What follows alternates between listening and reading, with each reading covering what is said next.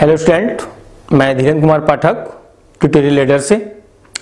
आज हम स्टार्ट करते हैं सेल कोशिका के बारे में। आप लोगों ने अच्छी तरीके से क्लास 6 क्लास से आपने लगातार सुना होगा कि सेल या कोशिका। उसके बाद आप 9th क्लास में जब पहुंचे होंगे तो 9th क्लास में आपको सेल को हमने पढ़ते पढ़ते भी प्लांट और एनिमल, हाँ, जंतु कोशिका और पादप कोशिका, दो सेल्स के रूप में हमने उसको डिवाइड कर दिया। और जब हम क्लास जैसे से हमारी क्लास आगे बढ़ते गई, फिर हमने यूकैरियोटिक प्रोकैरियोटिक कोशिकाओं के बारे में सुना, या एक कोशिकीय बहुकोशिकीय कोशिकाओं के बारे में हमने जाना। तो आज हम सेल के बारे में चर्चा करते हैं और सेल के कोशिका को समझने का प्रयास करते हैं। सर्वप्रथम कोशिका है क्या, इसको जानते हैं कि जो कोशिकाएं होती हैं, चाहे कोई भी जीवधारी हो, अर्थात चाहे वह जंतु हो या पादप हो, सभी का जो शरीर होता है या सभी का जो निर्माण होता है, सभी का जो स्ट्रक्चर होता है, वह कोशिका से ही होता है। और कोशिका, कई छोटी छोटी कोशिकाएं मिलती हैं और कोशिकाओं के द्वारा ही शरीर में हमारे शरीर के अंगों का विकास, अंग तंत्रों का विकास, यहाँ तक कि पूरी बॉडी का जो विकास होता है सेल से ही होता है। अर्थात जो कोशिकाएं होती हैं ये जीवन की एक इकाई के रूप में पाई जाती हैं। तो थोड़ा बहुत इसके बारे में आज हम चर्चा करते हैं कि कोशिकाओं के बारे में। तो जो कोशिकाएं होती हैं ये जीवन की एक इकाई होती हैं। तो सर्वप्रथम हम कोशिका के बारे में, इसका हिस्ट्री जानने का प्रयास करेंगे कि कोशिकाएं को जाना किसने, हमको बताया किसने, इसके बारे में जानने का प्रयास करते हैं। तो आज का हमारा टॉपिक है कोशिका अर्थात जीवन की इकाई, cell the unit of the life. The cell the unit of life मतलब जीवन की एक इकाई के रूप में कोशिका काम करती है। तो एक वैज्ञानिक आते हैं, सर्वप्रथम कोशिकाओं के बारे में बताने वाला वैज्ञानिक था, कोशिका की खोज करने वाला वैज्ञानिक था सन 1665 ईस्वी में। सन 1665 ईस्वी में रॉबर्ट हुक नाम के वैज्ञानिक ने सर्वप्रथम हमको कोशिकाओं के बारे में बताया। कोशिकाओं के बारे में रॉबर्ट हुक नाम का जो वैज्ञानिक था, ये देखो पीएमटी का क्वेश्चन दिलाइए, आपने नीट का एग्जाम दिलाते हैं तो ये जो क्वेश्चन है, ये ऑब्जेक्टिव क्वेश्चन जो आते हैं उसमें यही क्वेश्चन आता है कि कोशिका की खोज करने वाला वैज्ञानिक कौन था या कोशिका की खोज किस सन में हुई थी। तो आपको ये यहाँ पर याद रखना है कि सन 1665 ईस्वी में रॉबर्ट हुक, दोनों क्वेश्चन का आंसर एक जगह आ रहा है अपना कि 16, इसको भी आपको याद रखना है कि सन 1665 में, और किस वैज्ञानिक ने बेटा, रॉबर्ट हुक नाम के वैज्ञानिक ने हमको कोशिका के बारे में बताया। कैसे बताया? तो रॉबर्ट हुक ने स्वयं के द्वारा निर्मित, उन्होंने स्वयं एक माइक्रोस्कोप का निर्माण किया और वह माइक्रोस्कोप का निर्माण करने के पश्चात उसने कार्क जो टुकड़ा होता है, लकड़ी का एक टुकड़ा है, उस कार्क का उसने एक सेक्शन निकाला। सेक्शन को आप जानते हैं, जिसको हम काट बोलते हैं हिंदी की भाषा में, काट लिया।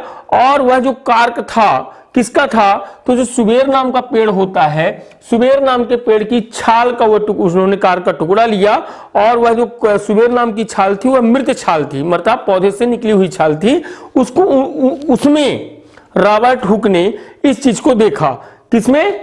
कार्क को, सुबेर की छाल में कोशिकाओं को देखा।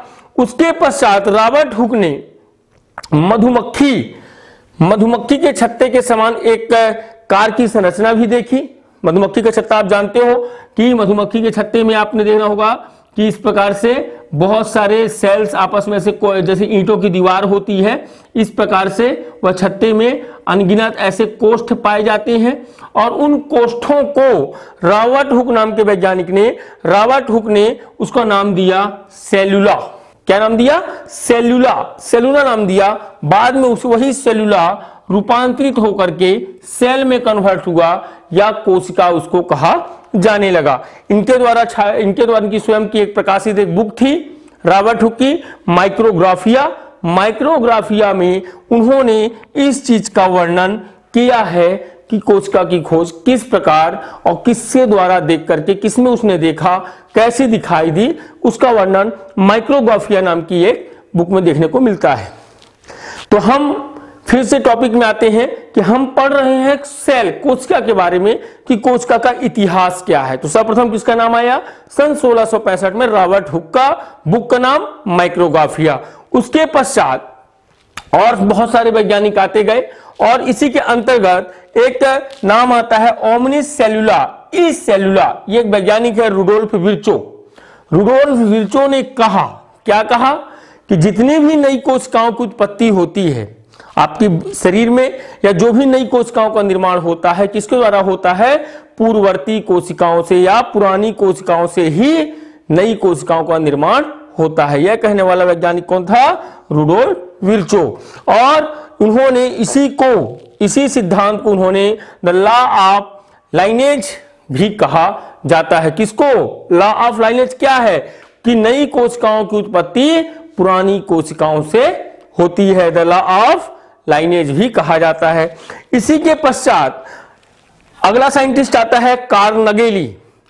कार्ल नगेली नाम का जो वैज्ञानिक है वह कहता है कि जो नई कोशिकाएं बनती हैं या नई कोशिकाओं को जो निर्माण होता है ये पूर्व में स्थित कोशिकाओं के विभाजन से ही बनती है। मतलब जो ऑलरेडी पहले से सेल्स होती हैं, सेल्स में जब विभाजन डिवीजन पाया जाता है, सेल कोशिकाओं को जब विभाजन होता है तो पुरानी कोशिका है, जो पहले से स्थित जो कोशिका है उसी के द्वारा नई कोशिकाओं का निर्माण होता है। यह कहता है कार्ल नगेली। आपने एक वैज्ञानिक का नाम भी सुना होगा, एंटोनी ल्यूवेनहॉक। एंटोनी जो ल्यूवेनहॉक नाम का वैज्ञानिक है उसने भी एक स्वयं का सूक्ष्मदर्शी बनाया, माइक्रोस्कोप बनाया, और उन्होंने इस चीज का अध्ययन करने के लिए, किस चीज का? कोशिकाओं का अध्ययन करने के लिए उसने गीली मिट्टी, सीमन, यहां तक कि लार, रक्त की कोशिकाएं, कीटों की कोशिकाएं, इन सब में उसने कोशिकाओं को देखा। यहां तक कि उसने प्रोटोजोआंस, जीवाणु, शुक्राणु और रेड ब्लड सेल आदि का उन्होंने इन कोशिकाओं के आधार पर अध्ययन किया। किसने? एंटोनी ल्यूवेनहॉक ने। और इन्होंने इन सभी सूक्ष्म जीवों को, अर्थात जो प्रोटोजोआंस थे या जीवाणु थे, उनको एंटोनी ल्यूवेनहॉक ने एक शब्द में एनिमल क्यूल कहा। क्या कहा? एनिमल क्यूल कहा।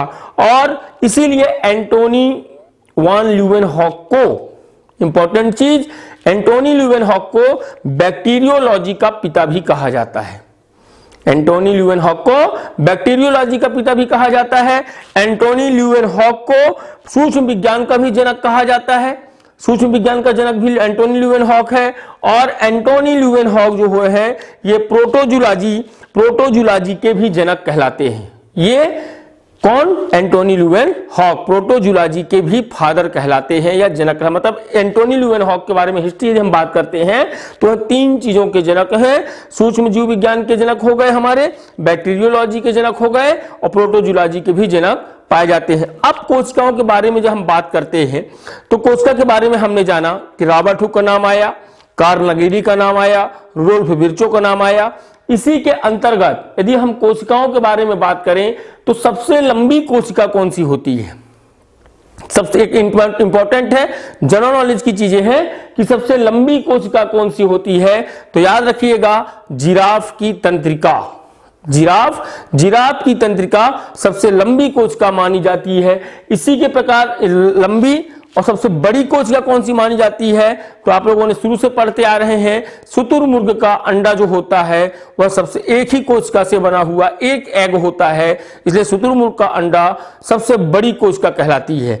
और सबसे छोटी कोशिका कौन सी है? तो सबसे छोटी कोशिका में हम माइकोप्लाज्मा का नाम जानते हैं। माइकोप्लाज्मा सबसे छोटी कोशिका होती है। तो ये तो हो गया कोशिकाओं के बारे में। अब हम यदि बात करें सबसे छोटी पादप कोशिका कौन सी है, अभी जो मैं नाम बताया इससे पहले वह जंतु कोशिकाएं थी। सबसे लंबी जंतु कोशिका कौन सी? जिराफ की तंत्रिका। सबसे बड़ी जंतु कोशिका कौन सी? तो शुतुरमुर्ग का अंडा। सबसे छोटी जंतु कोशिका कौन सी? तो माइकोप्लाज्मा। अब हम बात करें सबसे लंबी पादप कोशिका कौन सी होती है।